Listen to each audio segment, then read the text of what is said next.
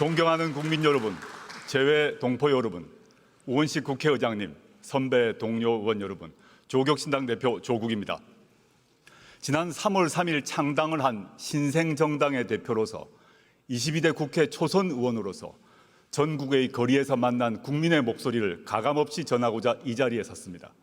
저는 흠결이 있는 사람입니다. 그런데도 지난 총선에서 690만 명의 국민께서 저와 조국혁신당을 선택해 주셨습니다. 그 마음과 뜻 명심하며 항상 겸허한 자세로 국민과 함께 하고자 합니다. 지난 총선에서 국민은 무도하고 무능하고 무책임한 집권 여당의 매서운 회초리를 들었습니다. 총선 후 윤석열 대통령은 말했습니다. 국민의 뜻을 겸허히 받들어 국정을 쇄신하고 경제와 민생 안정을 위해 최선을 다하겠다. 새빨간 거짓말이었습니다. 부자와 강자만 챙기는 국정 기조를 바꾸지 않았습니다. 경제와 민생 파탄을 외면하고 있습니다. 현재 서민들은 코로나 시국보다 삶이 어렵다고 하소연합니다. 소상공인, 자영업자 폐업률과 가계 빚은 날마다 치솟고 있습니다. 경기는 침체하고 나라 빚은 역대 최고로 쌓여갑니다. 게다가 무모한 의대 2,000명 정원 결정의 여파로 응급 환자는 병원을 못 찾아 목숨을 걸고 뺑뺑이를 돕니다. 상황이 이러함에도 윤석열 정권은 전 정권 탓만 합니다. 시도 때도 없이 이념몰이에 나섭니다.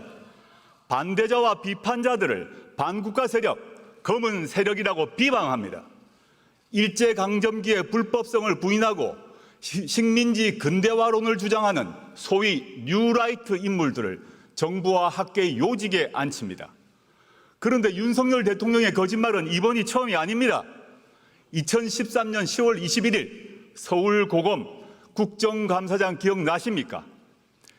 윤석열 여주지청장이 증인으로 나와 저는 사람에게 충성하지 않는다라고 말했습니다. 저도 국민도 박수를 쳤습니다. 그러나 거짓말이었습니다. 저도 속고 국민 모두 속았습니다. 윤 대통령은 극히 일부 특권 계급 사람에게만 충성하고 있습니다. 특히 자기 자신과 배우자 김건희 씨에게 충성하고 있습니다. 거짓말은 윤석열 대통령만 하지 않았습니다. 2021년 12월 26일 김건희 씨는 허위 경력 논란을 사과하며 말했습니다. 남편이 대통령이 되더라도 아내의 역할에만 충실하겠다. 이 역시 새빨간 거짓말이었습니다. 대선 전 2022년 1월 공개된 녹취록에 나오는 김건희 씨의 생생한 발언 기억하실 것입니다. 우리 남편은 바보다. 내가 다 챙겨줘야지 뭐라도 할 수 있는 사람이다. 내가 정권을 잡으면 거기는 완전히 무사하지 못할 거다. 국민에 의해 선출되지 않는 권력, 즉 김건희 씨가 대통령 행세를 합니다. 여당 대표와 문자를 하며 회유하고 압박합니다. 정부 인사를 자신이 한다고 자기 입으로 말합니다. 급기야 김건희 씨가 전 여당 의원에게 지옥불 옮기라고 했다는 보도도 나왔습니다. 여당 내에서도 터질 게 터졌다라고 합니다. 경고합니다. 박근혜 정권에서 최순실 씨가 무슨 일을 했는지 그 결과 박근혜, 최순실 두 사람이 어떻게 되었는지 국민은 다 기억하고 있습니다. 어떤 부적도 어떤 무당도 막아주지 못할 것입니다. 존경하는 국민 여러분, 그리고 선배 동료 의원 여러분, 윤석열 대통령은 검찰총장 시절 자신이 이끄는 검찰을 이렇게 자랑했습니다. 살아있는 권력의 비리를 눈치 보지 않고 공정하게 수사하는 검찰. 그런데 자신이 최고의 살아있는 권력이 된 후 검찰은 어떻게 되었습니까? 어느 주가 조작 사건에서 공범이 유죄 판결이 났는데 전주가 소환도 기소도 되지 않습니까? 어느 공무원 배우자가 300만 원짜리 명품백을 받고 무사히 넘어갑니까? 어느 피의자가 자신이 지정한 곳에서 조사를 받습니까? 어느 검사가 수사하러 가서 휴대전화를 피의자 측에 제출합니까? 이 정도는 수사가 아니라 접대입니다. 반면 전 정권과 야당은 사냥하듯 수사합니다. 원래 겨누었던 잘못이 안 나오면 나올 때까지 먼지떨이 수사를 합니다. 원래 사냥감이 잘 안 잡히면 가족, 친족, 지인을 텁니다. 그리고 일방적 피의 사실을 친검 언론에 흘립니다. 어디서 많이 본 모습 아닙니까? 바로 15년 전 노무현 대통령님의 비극이 발생하기 전과 똑같습니다.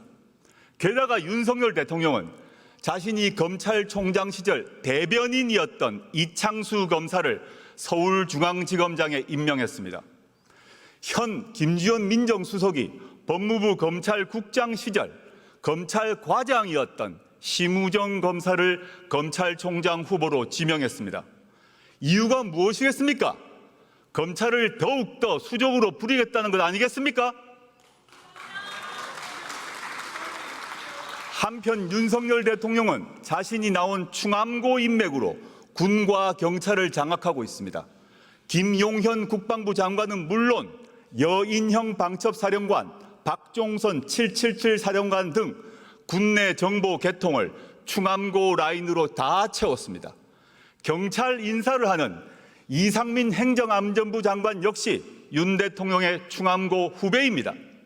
충암고는 윤석열 정권의 하나회로 자리 잡을 것입니다. 윤석열 대통령에게 경고합니다.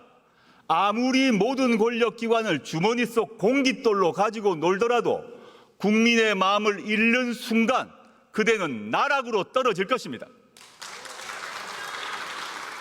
존경하는 국민 여러분, 선배 동료 의원 여러분, 창당 이후 만났던 국민의 목소리를 전하고자 합니다. 이태원 참사 희생자 고 이상은 씨의 어머니는 딸의 생일날을 맞아 김치찌개를 방문객에게 대접했습니다. 제 손을 꼭 잡아주신 어머니께서 무슨 말씀을 하셨는지는 짐작하실 것입니다. 지난해 수해 현장에서 숨진 최혜병의 어머니는 일주기를 앞두고 편지를 썼습니다. 저희에겐 하나뿐인 외동입니다. 사람들은 아무도 모릅니다. 얼마나 힘든가 고통 속에 살고 있는지. 어머니는 애끓는 심정으로 진실을 밝혀달라고 요구합니다. 대구에서 만난 전세 사기 피해 젊은 신혼부부는 울먹이며 말했습니다. 평생 모은 돈이 다 날아갔어요. 이제 우리는 어디 가서 어떻게 살아야 합니까? 그러나 반드시 이루어야 할 시급한 사회경제적 과제 두 가지를 말씀드리고자 합니다. 국민은 조국혁신당에 묻고 계십니다. 윤석열 정권 종식 이후 무엇을 할 것이냐? 조국혁신당은 문화, 디지털, 노동, 환경, 건강, 교육 등 8가지 사회권을 구현하는 민생 선진국을 제시했습니다. 오늘은 이 중 2가지를 말씀드리고자 합니다. 첫째는 주거권 보장을 통한 주거혁신입니다. 주거권은 쾌적한 집에서 안정되게 살 수 있는 권리입니다. 국민 40% 정도가 전월세 등 빌린 집에서 삽니다. 집주인이 세를 올리거나 방을 빼라고 할까 봐 노심초사합니다.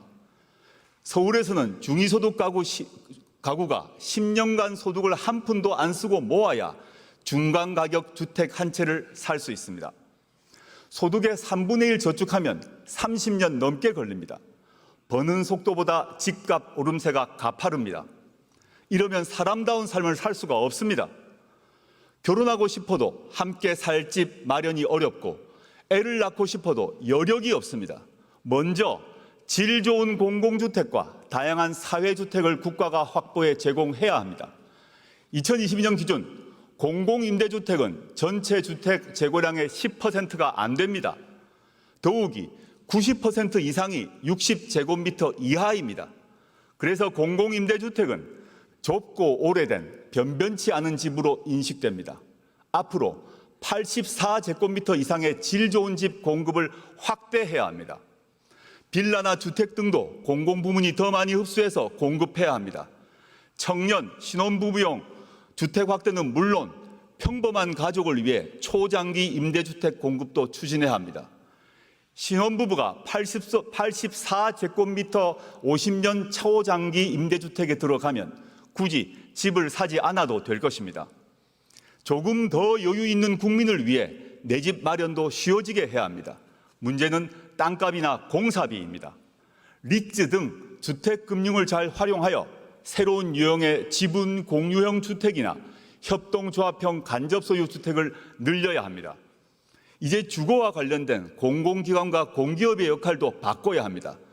돈을 얼마나 벌었느냐로 평가하지 말고 국민에게 얼마나 제대로 된 거주지를 공급했느냐로 잘잘못을 따져야 합니다. 그러면 정책의 방향이 확 바뀔 것입니다. 두 번째는 돌봄권 보장을 통한 돌봄 혁신입니다. 요람에서 무덤까지 제대로 된 돌봄을 받을 권리, 그리고 제대로 된 돌봄을 할 수 있는 권리입니다. 우리 사회는 급속히 초고령 사회가 되고 있습니다. 중증 환자는 크게 늘었습니다. 돌봄의 필요성은 더 커졌습니다. 특히 간병 문제가 심각합니다. 간병비 부담과 간병 스트레스는 겪어보지 않은 사람은 모릅니다.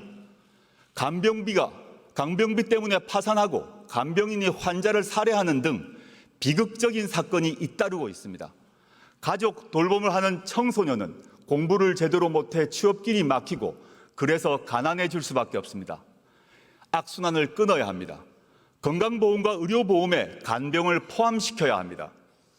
간병을 개인이 아닌 국가가 책임져야 합니다. 우리 집은 관계없다고 생각할지 모릅니다. 곧 닥칩니다. 우리 모두는 누구나 아프고 다치고 나이 듭니다.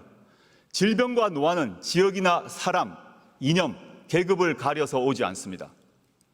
또한 영유아 돌봄도 공공서비스를 확대함으로써 해결해야 합니다.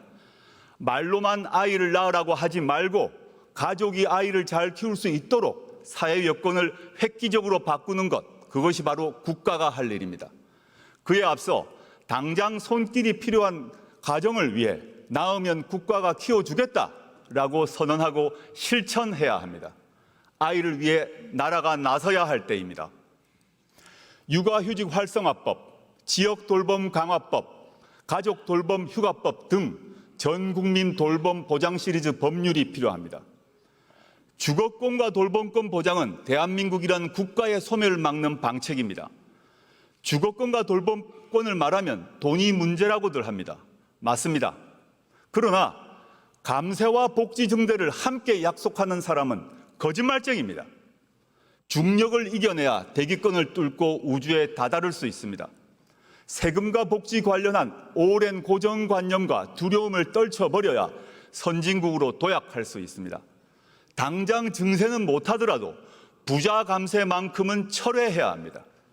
대기업과 부자만 배를 불리지 말고 보통의 국민에게 이익이 골고루 돌아가도록 해야 합니다.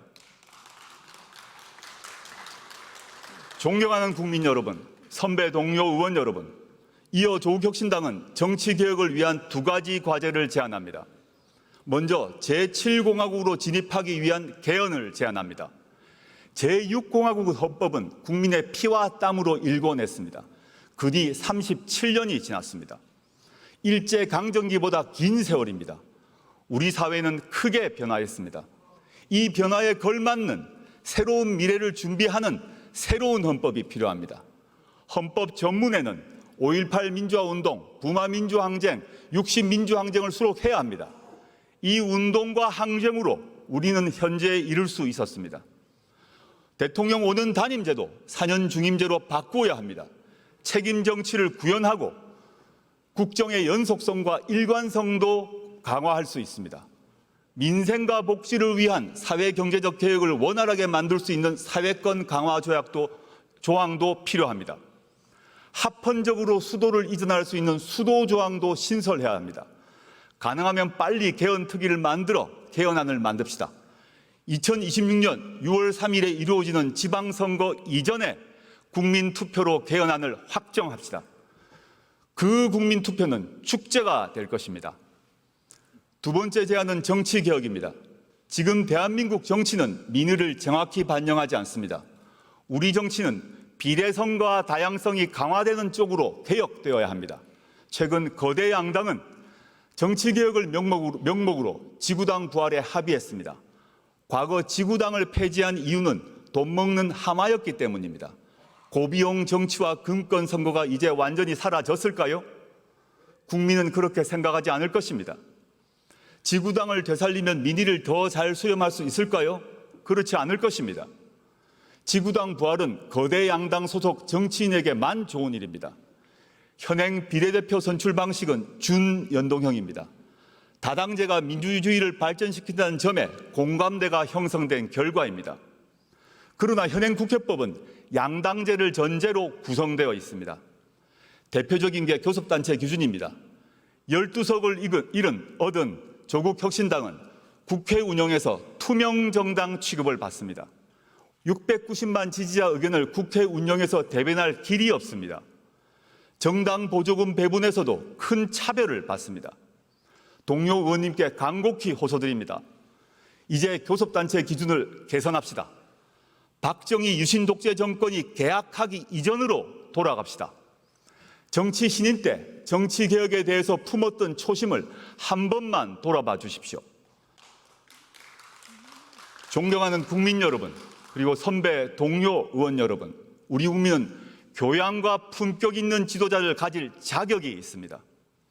절대된 국가 권력을 가질 자격이 있습니다. 주거와 돌봄을 걱정하지 않아도 될 자격이 있습니다. 조국혁신당이 쇄빙선이 돼 깨트리겠습니다. 조국혁신당이 예인선이 돼 이끌겠습니다. 4년 뒤 22대 국회가 끝날 것입니다. 그때 국민은 이렇게 말씀하실 것입니다. 조국혁신당이 정권 교체를 위하여 가장 앞장서서 싸웠다. 그리고 조국혁신당으로 인하여 국회에서 주거권과 돌봄권의 기초가 마련되었다. 그 출발점은 2024년 단체 기준을 개선합시다. 박정희 유신 독재 정권이 개학하기 이전으로 돌아갑시다. 정치 신인 때 정치 개혁에 대해서 품었던 초심을 한 번만 돌아봐 주십시오. 존경하는 국민 여러분, 그리고 선배 동료 의원 여러분, 우리 국민은 교양과 품격 있는 지도자를 가질 자격이 있습니다. 절대된 국가 권력을 가질 자격이 있습니다. 주거와 돌봄을 걱정하지 않아도 될 자격이 있습니다. 조국혁신당이 쇄빙선이 돼 깨트리겠습니다. 조국혁신당이 예인선이 돼 이끌겠습니다. 4년 뒤 22대 국회가 끝날 것입니다. 그때 국민은 이렇게 말씀하실 것입니다. 조국혁신당이 정권 교체를 위하여 가장 앞장서서 싸웠다. 그리고 조국혁신당으로 인하여 국회에서 주거권과 돌봄권의 기초가 마련되었다. 그 출발점은 2024년 9월 9일이었다고 말입니다. 조국혁신당은 행동하는 정치를 하겠습니다. 감사합니다.